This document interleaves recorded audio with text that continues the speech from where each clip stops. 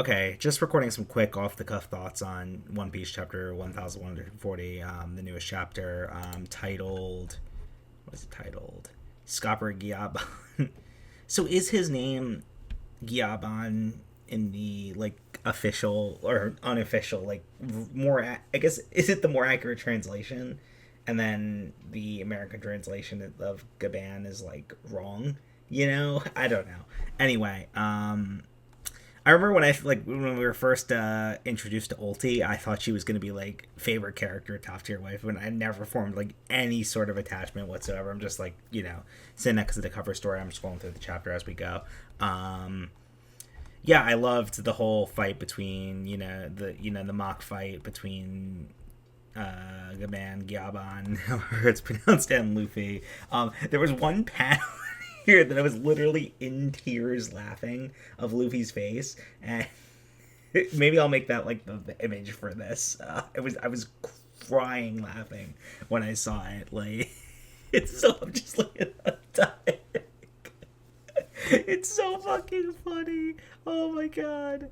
But yeah, I love like those like like sort of like mock testing the water kind of fights in series from like old generation. Like when he goes, "I give up." It's so classic. It's just like classic Shonen, classic One Piece, classic stories I love. And it was like just such good vibes.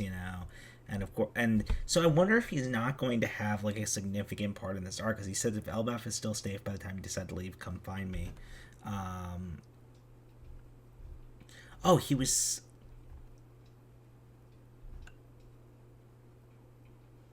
he saying that to Roto?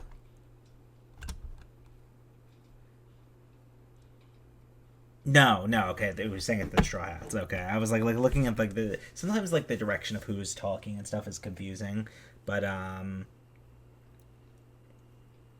yeah, it seems like Shanks asked to like trust him or help him, and then like I just love these vibes, such good vibes. And then the other like significant thing is that we got the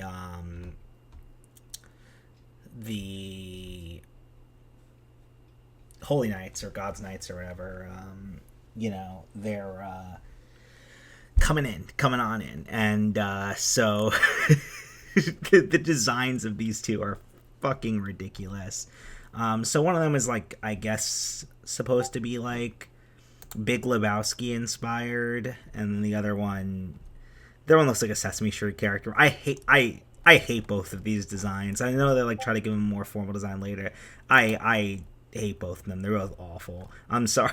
I'm sorry. But like sometimes it just throws in these insane designs. When we saw the silhouettes at first, I'm like, I wish they would have kept one more chapter where we just got the silhouettes. But I know he had to do the bits, and I think it's a good bit to like make these Holy Knights like comedic. I think it's a good bit to take this like what is supposed to be this otherwise like super menacing like fascistic like creepy demonic force in the series and like make them comedic. I think that's a good idea, but the design is so ridiculous. We got we got Big Lebowski and a Sesame Street character like Saint Killingham and Saint Summers. uh but yeah, I like how they have like it's weird that the houses don't like I guess their names are their like first names, like Saint Summers and Saint Killingham are like their first names, and they have the House Limosive and House Shepherd. I don't know if we've heard those names before. I would imagine they're just celestial dragon houses. um but so it seems like they want to send Shamrock back to Mary Joie because of all the upheaval there with the Revolutionary Army. And I think the Blackbeard Pirates were doing something there. I can't really remember.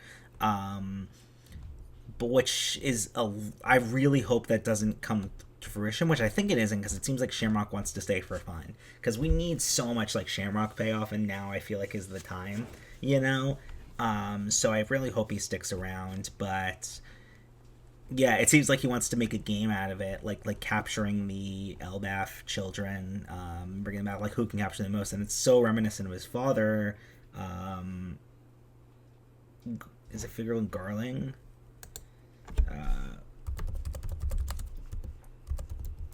Yeah, that's the dad. Yeah, when he was on the God Valley incident, and it's like makes me wonder. Like, I wonder if this Elbaf arc is supposed to parallel like a modern God Valley incident, in the narrative, which could be interesting. But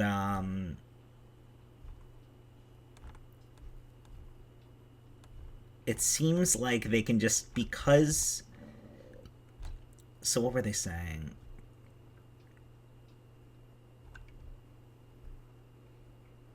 They can't pass through the abyss without the mark, and it seems like we see the mark,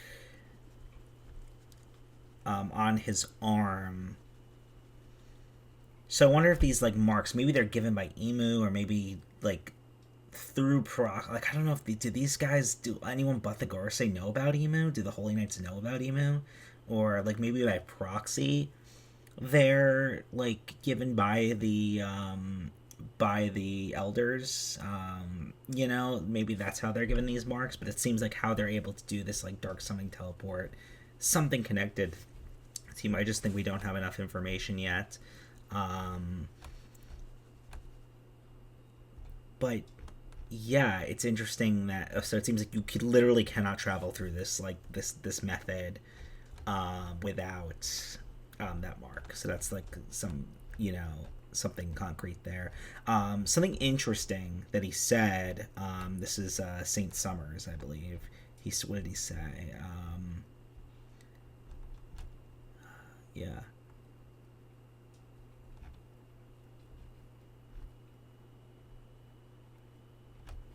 Oh my god, why can't I find it? Like, oh yeah, when he realizes they're in.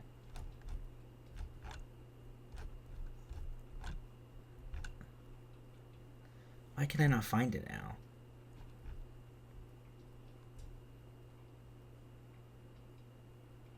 What are you doing in Honorable Nation? Are you here visit? Were you here visiting Harold's grave or something? So it more hinting, like they, not only do they know who Harold is, more hinting that they're like a very highly aligned with Harold. Like, if it wasn't like, it seems like he's not joking around. It seems like he's just like genuinely asking, "Are you visiting Harold's grave?" So it seems like Harold is definitely like, yeah, it doesn't seem like he's memeing. So it seems like maybe he is, and it'll be clearer, like, in the translation, in the official translation, or the anime or something. But like, it doesn't seem like he's memeing. It seems like he's genuine. I don't know. Interesting thoughts. It definitely seems like, I think we're leaning toward is that Harold is the villain force here, and Loki was, actually good, and like sort of framed and misunderstood this by the people of the situation. It's just the pattern that Oda likes to do in storytelling quite a lot. So it makes a lot of sense here, and I think that's what we're leading to, especially since, like, he's saying in like almost a very genuine tone, like like, are you visiting Harold's grave? So I think that's like very high level concrete evidence.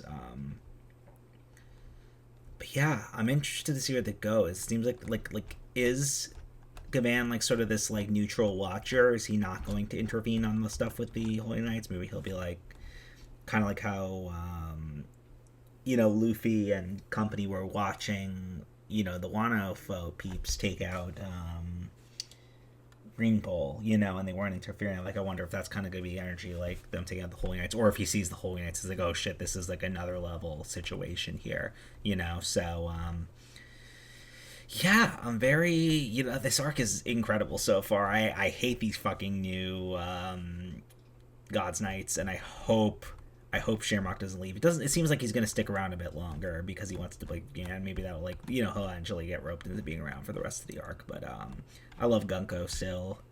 Um, yeah, I think that's about it. I think that's about all my thoughts right now. There's probably a lot I'm missing. God, that fucking Luffy was so funny. But anyway, yeah. Thanks for listening.